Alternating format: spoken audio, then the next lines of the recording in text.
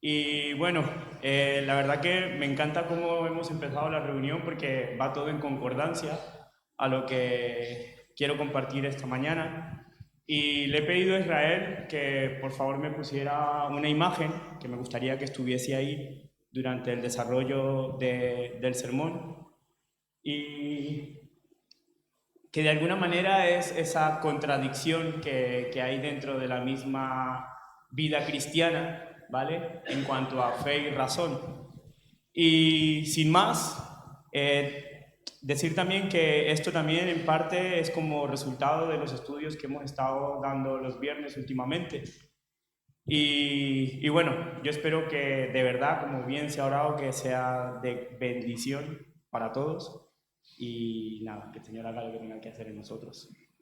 Así que, como comentaba en los estudios, hubo una parte donde hablábamos que el siglo XVIII fue llamado también el siglo de la Ilustración, debido a la influencia de corrientes basadas en la razón humana, en los métodos científicos, en la propagación del saber, y esto dio pie a una nueva era, la era de la modernidad. Y ciertamente debemos mucho a este periodo histórico en cuanto a conocimientos, conocimientos que trajeron libertad y avance a nivel social, aunque el problema estuvo en que debido al abuso que hubo por parte de la Iglesia sobre el pueblo, dicho movimiento, o sea, la Ilustración, dio como fruto el rechazo a la religión, pero más concretamente al cristianismo, estableciendo en la sociedad que como seres capaces y pensantes podíamos encontrar nuestro propio bienestar sin Dios, donde poco a poco la fe fue sustituida por la razón. Las palabras de la serpiente se hicieron eco, recalcando nuevamente a la humanidad su mensaje de seréis iguales a Dios, conocedores del bien y del mal. Y a día de hoy, en pleno siglo XXI, en la era de la posmodernidad que nos encontramos, la influencia de este intelectualismo totalitario, de esta urgencia por tener la lógica absoluta de todo, sigue condicionando nuestro tiempo, sigue condicionando a la sociedad, pero dentro de la Iglesia también condiciona la manera en cómo entendemos y en cómo vivimos la fe. Es verdad que Jesús mismo afirmó que debíamos amar a Dios con toda nuestra inteligencia, pero lo que no podemos olvidar es que nuestra inteligencia nunca será capaz de asimilar lo que realmente es Dios. Como dijo C.S. Lewis, Dios no está limitado al producto de mi mente, porque para nada Él es lo que yo pueda imaginar. Por eso, para que podamos crecer aún un poco más como creyentes, nos toca tener en cuenta dos cosas. Primero, tenemos que reconocer que dentro de la fe hay cosas que la razón humana no puede llegar a entender. Y segundo, nos toca tener en cuenta una particularidad poco mencionada sobre Dios. Esto que voy a decir sé que va a sonar un poco extraño, por eso acabo de decir que es una particularidad poco mencionada sobre Él. Pero lo cierto es que Dios es raro. Bueno, realmente es muy raro, bastante raro, desconcertantemente raro. Y tenemos que tener en cuenta esta particularidad de nuestro Señor porque en más de una ocasión nos costará comprender la manera en cómo Él se mueve, la manera en cómo Él obra en nuestras vidas y la manera en cómo Él actúa en nuestro tiempo. Porque su forma de razonar y de hacer las cosas, repito, en más de una ocasión, serán contrarias a nuestro propio entendimiento. Y tomaré como referencia para el desarrollo de este sermón Primera de Corintios capítulo 1 del versículo 18 al 31, Solo que iré dando saltos en el texto para desarrollar lo que quiero compartir y además utilizaré varias versiones. Como dije antes, la influencia de la Ilustración ha condicionado a la Iglesia. Y hay gente que cree que los más sabios y los más inteligentes saben cómo acercarse a Dios. Pero esto no es así del todo. Las Escrituras nos enseñan que Él tuvo la iniciativa. Dios tomó la iniciativa de acercarse y darse a conocer, no bajo los parámetros de la elocuencia y la razón, no porque fuéramos suficientemente inteligentes o sabios, sino que a este Dios misteriosamente raro le plació mostrarse al mundo utilizando su bendita locura. El versículo 21 del capítulo 1 de Primera de Corintios nos dice que Dios se aseguró de que el mundo nunca, Dios se aseguró de que el mundo nunca lo conociera por medio de la sabiduría, sino por medio de un mensaje irracional, un mensaje inadmisible, un mensaje ilógico. A Dios le agradó salvar a los creyentes por la locura de la predicación. Pero, ¿de qué predicación más concretamente? ¿Cuál es ese loco mensaje por el cual Dios quiso darse a conocer? Pues el verso 18, en distintas versiones, nos dicen que ese mensaje de Dios fue la palabra de la cruz. El mensaje del Cristo colgado en el madero. Hablar del Mesías crucificado. Este fue el mensaje que escucharon por primera vez los primeros cristianos, y fue algo sin sentido, algo totalmente contradictorio, porque ciertamente el concepto de Mesías crucificado dentro de los conocimientos actuales de la iglesia cristiana, de la religión cristiana, es algo muy normal, es una doctrina que tenemos muy bien asimilada, pero esta referencia en su contexto inmediato no tenía ninguna lógica, y era, pues eso, una ridiculez, una locura. Os lo explico. Mesías viene a significar lo mismo que ungido, Cristo. Y Cristo representa poder, esplendor y triunfo. Pero la referencia bíblica dice que dicho triunfador divino fue crucificado. Y morir en una cruz era cualquier cosa menos triunfante. La cruz significaba debilidad, derrota, humillación, degradación, vergüenza, y era la peor de las muertes, que como bien sabemos consistía en clavar las manos y los pies del condenado a un poste de madera con un cartel sarcástico, irónico sobre su cabeza, después de haber sido herido a latigazos para ser exhibido desnudo hasta su fallecimiento a las afueras del camino que llevaba a la puerta principal de la ciudad. Y se hacía así como señal de advertencia para todo aquel que quisiera rebelarse contra Roma. Entonces, teniendo esto en mente, ¿cómo es que el triunfador de Dios ganó perdiendo? ¿Cómo es que el Mesías divino fue glorificado en la humillación?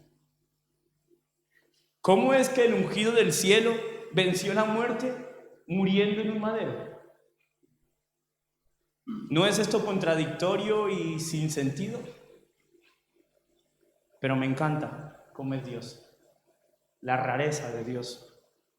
Porque esta misma referencia bíblica nos dice que esta imagen de derrota fue poder de Dios y sabiduría de Dios. El verso 18 y 24 nos señalan que la palabra de la cruz, el mensaje del Cristo colgado en el madero, hablar del Mesías crucificado, ciertamente es locura para aquellos que les cuesta entenderlo, pero para nosotros, los salvos, es poder de Dios. Cristo es potencia y sabiduría de Dios.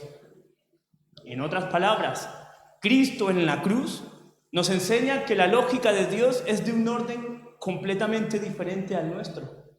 Y esto, entre otras cosas, es lo que le hace un ser único y extraordinario.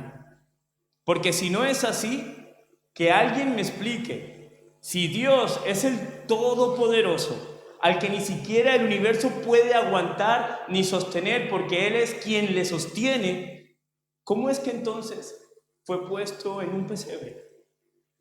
Fue puesto en un recipiente donde se le echaba de comer a los animales.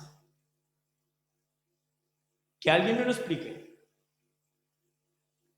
Por vuestras caras y vuestro silencio, creo que ninguno, y está bien, ya que el texto en el verso 19 y 20 nos advierte que el Señor dijo: destruiré la sabiduría de los sabios y desecharé la inteligencia de los entendidos.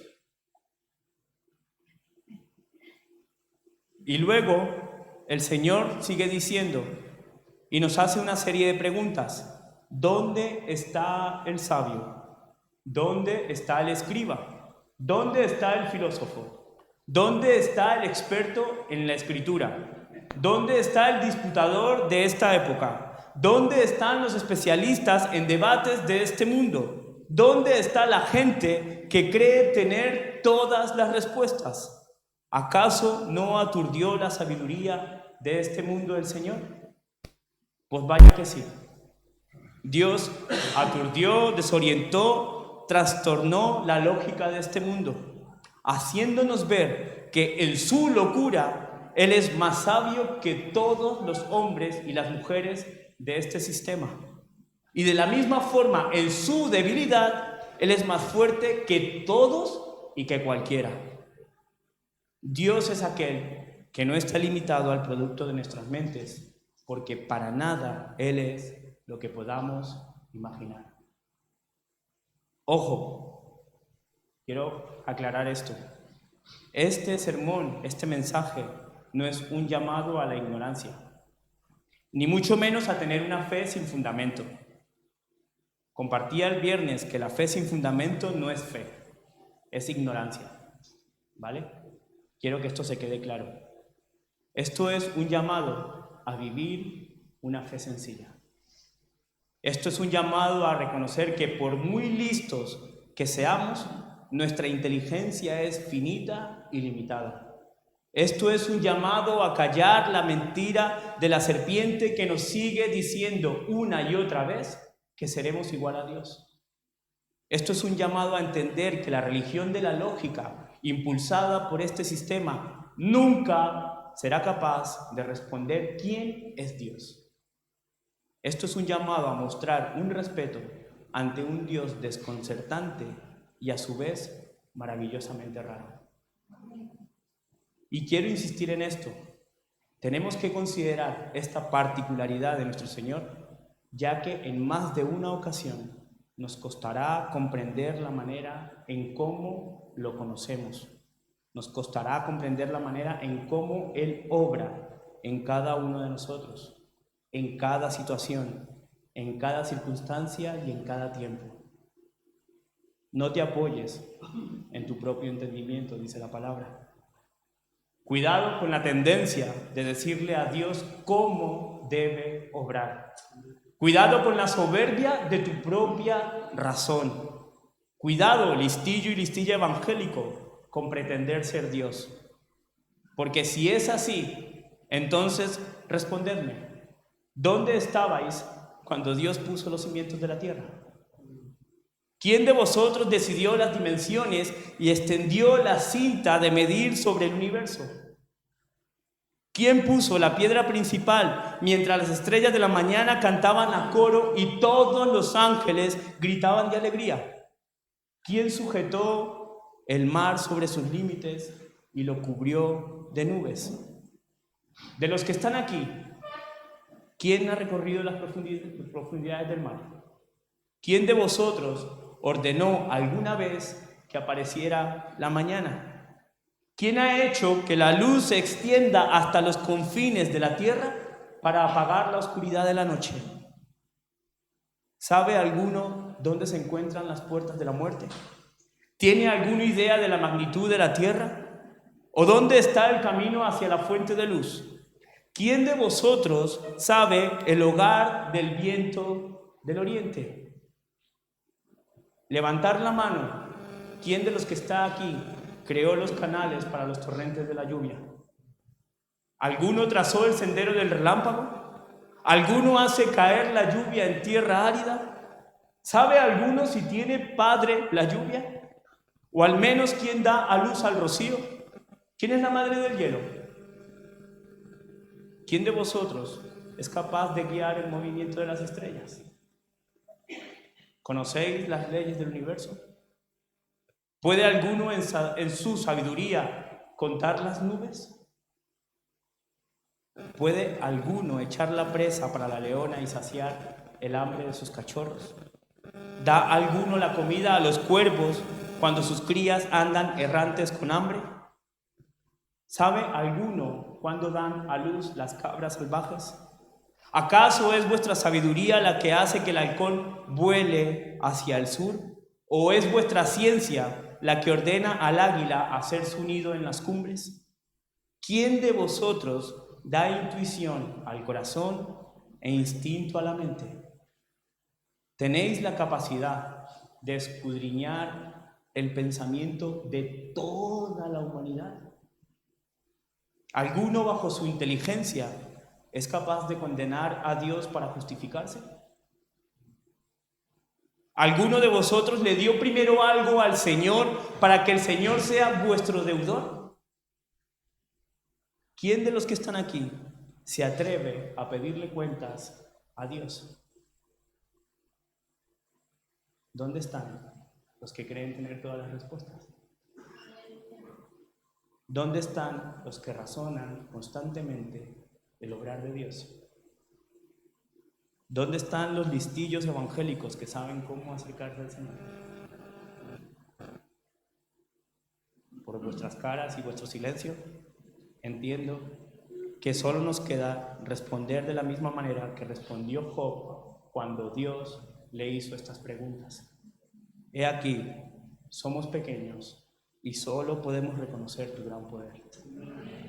Reconocemos que hay cosas que no alcanzamos a comprender, cosas maravillosas que en realidad no conocemos.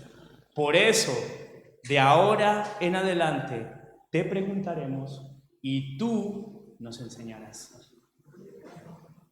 ¿Quién somos nosotros para poner en duda la sabiduría de Dios? Iglesia, a Dios nadie le enseña nada. Nadie le da consejos ni lecciones de ciencia y sabiduría. A Dios no podemos compararlo con nada ni con nadie. Me desconcierta a la vez que me encanta la rareza de Dios.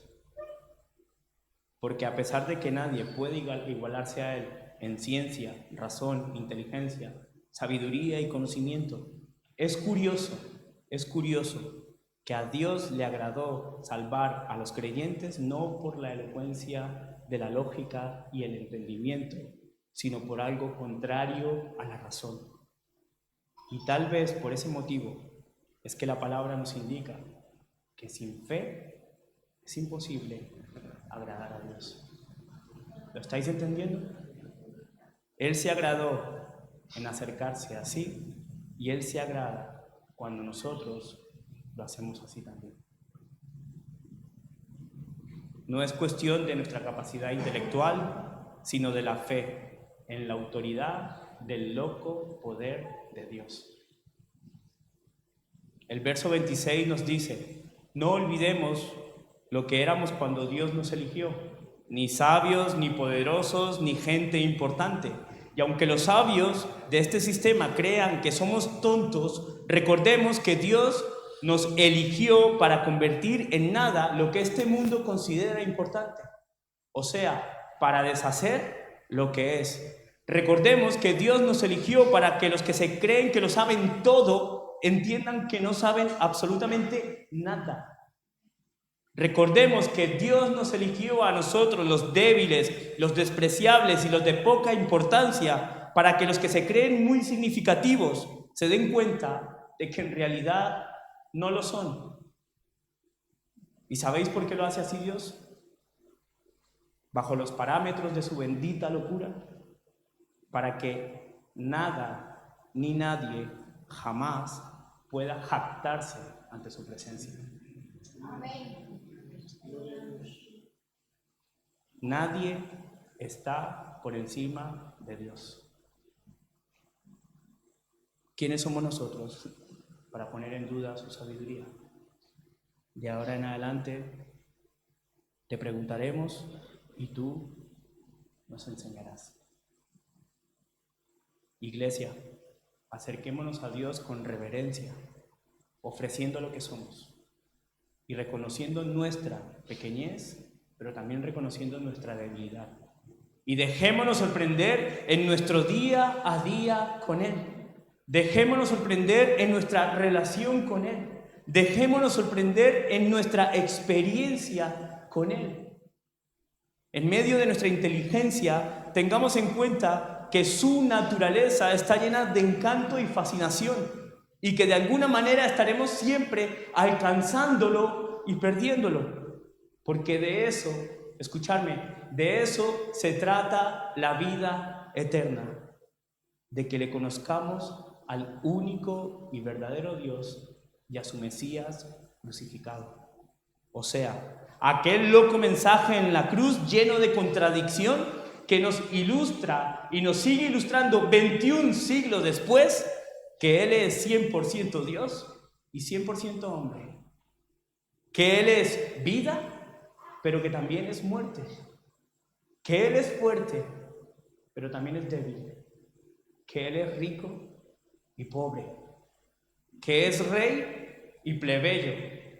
Que es amo y servidor, que es principio y fin, que es justicia y es gracia, que es león y cordero, que es razón y es fe, que es conocimiento y locura. Como vemos, nuestro Señor es maravillosamente raro. Y todas estas formas desconcertantes, sorprendentes y prodigiosas en las que Él se ha presentado, en la que Él se ha revelado a nosotros, tienen que llevarnos como sus seguidores a experimentar y a atestiguar, a dar testimonio en vida real de un Dios que es único. Puede que alguno nos encontremos confundidos por cualquier circunstancia, que nos encontremos perdidos y muchas veces sin sentido en lo que somos, en lo que hacemos y en cómo vivimos. Pero si eres seguidor de Dios, confía en Dios. Confía en Dios. Y sabéis, y en esa confianza, en esta lista de contradicciones de Cristo, por nuestra unión con Él, también podríamos decir que Él es el gran tesoro en frágiles vasijas de barro. Nosotros, sus vasijas. Cristo en ti y en mí. El glorioso poder que se manifiesta a través de nuestra debilidad. Y termino con esto. Dios no está limitado al producto de nuestra mente. Para nada Él es lo que podemos imaginar. Dios es, y lo voy a leer como lo tengo aquí,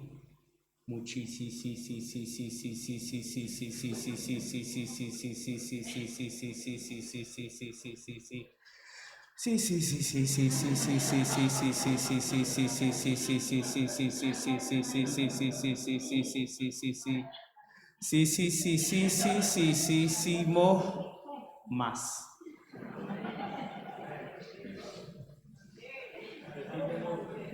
Que nuestra inteligencia entienda que en Dios se fundamenta la razón. Y debemos tener en cuenta que la vida cristiana debe ser un tenso equilibrio entre fe y razón. El reto que tenemos en pleno siglo XXI, como hombres y mujeres que siguen a un Dios indescriptible, es caminar por fe. La astucia de Satanás no puede sustituir la locura de Dios. La ilustración de este sistema nunca llegará a comprender la lógica del cielo. La fe no puede estar fundada en sabiduría de hombres y mujeres, sino en el poder de Dios y de su Espíritu Santo.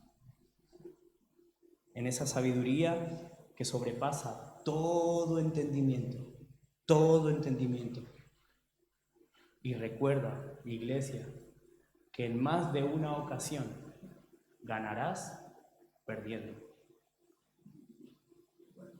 No me diga que mi Dios no puede, hemos cantado, pues yo sé que mi Dios sí puede.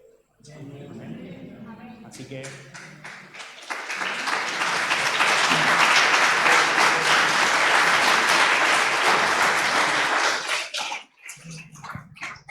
os voy a pedir que para terminar este tiempo volvamos a cantar esta canción teniendo en nuestra mente lo que acabamos de escuchar.